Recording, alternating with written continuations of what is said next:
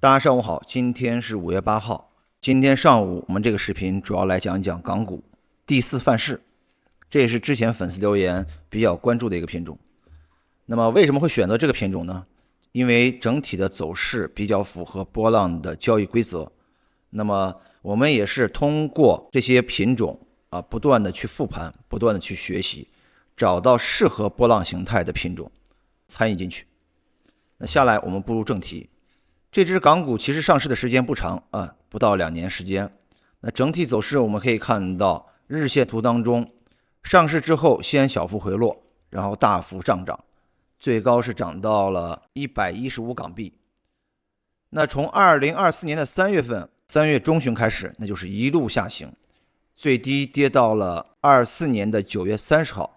低点是 18.80 港币。那么这一波走势整体来说是已经完成了，下跌走势完成了。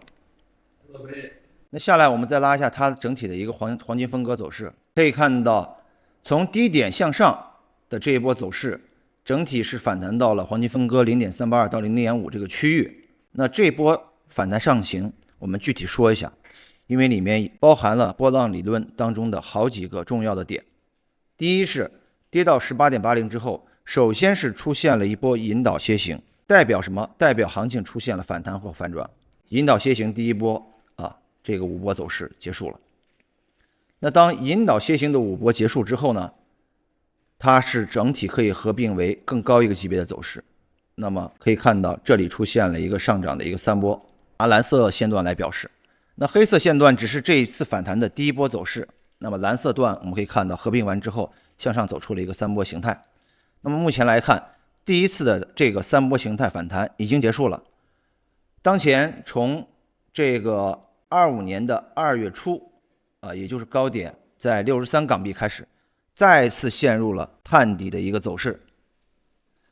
目前这个探底的走势它是存在一定分歧的。分歧的原因主要是它有2种变化。我们首先还是拉出最近的这一次的黄金分割，从整体的回撤的幅度上来看是没有问题的它是已经回调到了黄金分割 0.618 的位置，也就是 35.85 港币。那么从结构上来看，我们就需要多加留意了。先说第一种预期，此处的调整3波形态走完了，那么就意味着后期整体向上，它会出现新一轮的反弹上涨，直至突破之前的高点，这是第一种预期。第二种预期，我们就要深究这个里面次级别的一个走势。其实这波调整它并不是传统意义上的 ABC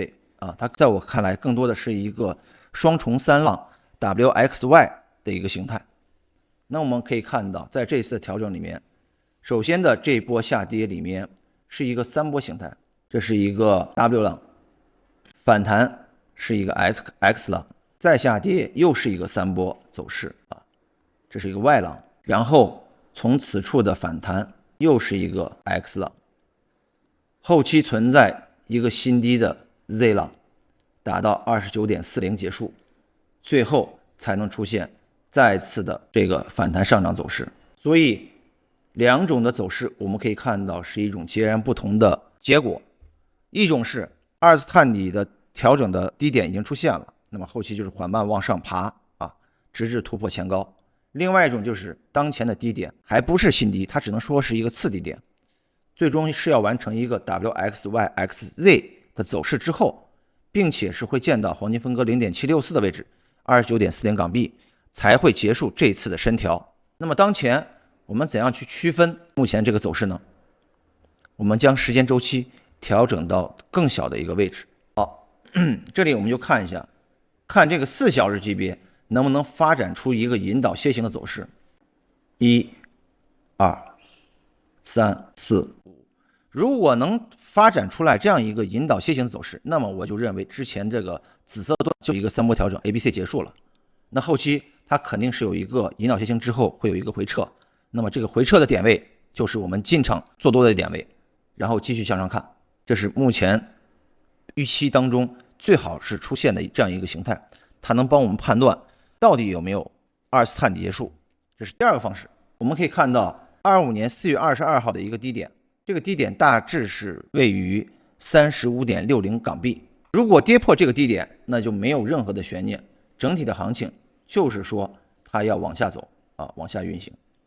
走出这个刚才说的三重三浪的最后一个 Z 浪。其实现在上面的结果，上面往上走的一个形态预期，包括往下跌破的一个形态预期，其实我们在这个图表当中都已经给到了。那么现在目前当下的点位，我们是需要等待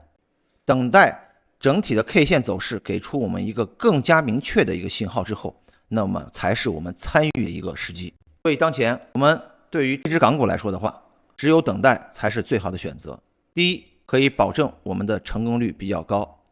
第二，我们能找到一些切合实际可靠的波浪形态。以上就是今天上午关于这个港股第四范式的一个波浪形态解析。那么也希望大家如果有其他关注的品种，可以在留言区继续留言。那么后期我们也是通过边讲解边教学的方式，把我们的波浪观点分享给大家。那么今天上午的视频到此结束，我们下期再见。